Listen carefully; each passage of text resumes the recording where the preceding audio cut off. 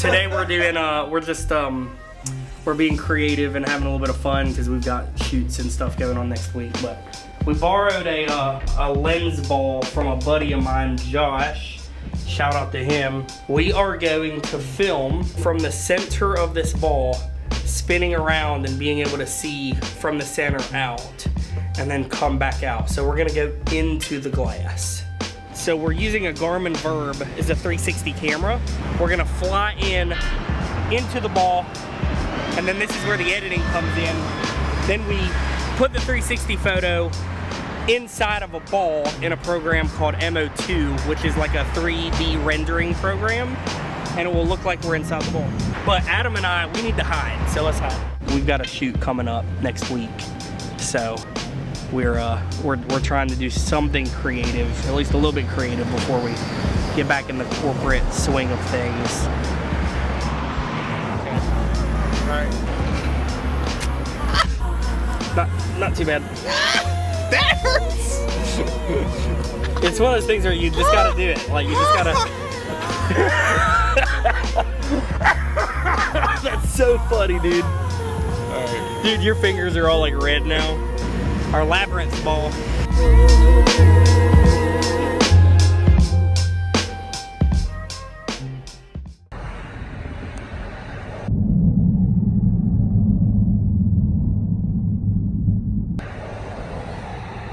We're going to film this video for real. So we did some tests with the iPhone, and it looks really good. Like, we're really excited. All he does is sneezes while I'm talking. Dude, we're living in Alabama. It's the pond. We're gonna go do it for real. We're gonna go shoot it with the C200 in RAW and make it all pretty and stuff like that with the Ronin. But before that, we need to eat some Burger King or something. That's what we're doing. And then we'll go film. I got it. Hey. I need to peek. Fly away, fly away, fly away with me. It's time to fly away. What happened, Scott? Fly away. Hurt. Stupid freaking ants. Skinny chicken legs. Today at Seed Creative.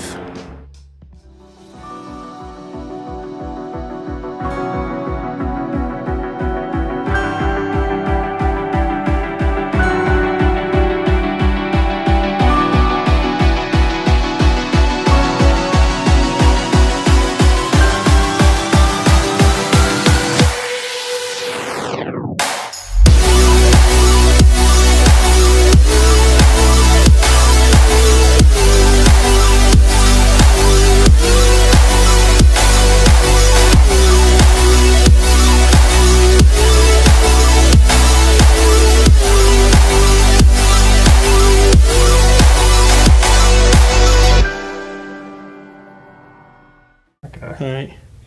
We are definitely recording at this point. Okay, so we are recording? Yeah, we are. Alright, sorry. I'll put my phone up. I was emailing people. Okay, what's up?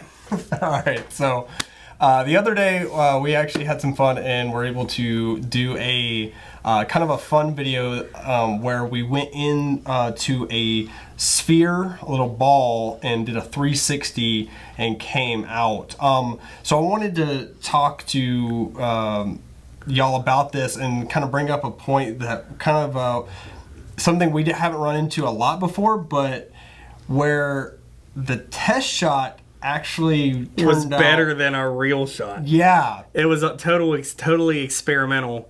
So we got to go out and film this test shot with our iPhone. So that's an iPhone phone right here, iPhone XS. XS, okay. XS Max or whatever. Yeah. And we did the test shot, and we like came back in and looked at it. We're like, dude, this is incredible. Like, imagine how good it's gonna look when we film it like in RAW with a C200 and all this stuff.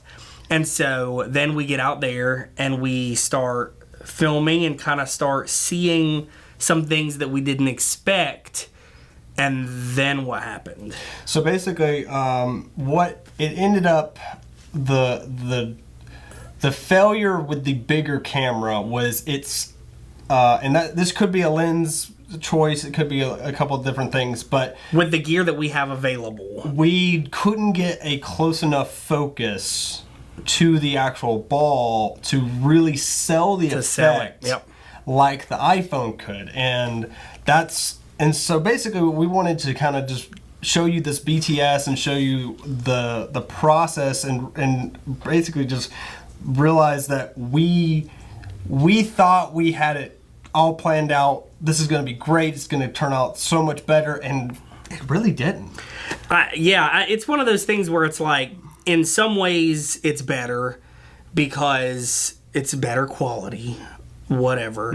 But in other ways, when it's like, what is better? What does that mean?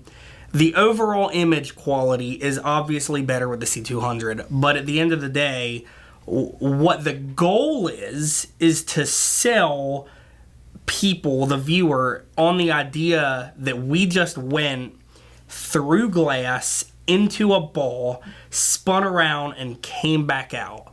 And we were able to sell it better at a lower quality with an iPhone, just because the iPhone's capability of auto-focusing on the ball so close. Now, we have a 14mm macro lens, but it has terrible focus breathing when you get that close to focusing on something, first of all. Secondly, there's no autofocus. And the way that we were running it, we couldn't deal with a focus puller or anything on the Ronin S. We don't even have one right now. That's something that we have to invest in as a company. And so we really rely, when we're on the Ronin S, with the autofocus on the C200, which is incredible.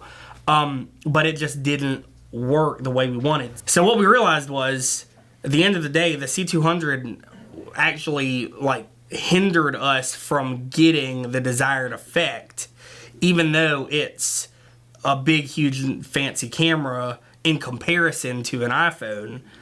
iPhone was better. Yep. So use what you have available. We're always gonna push that. If you have an iPhone available, use it, because it could be the best option. Yep. You never know.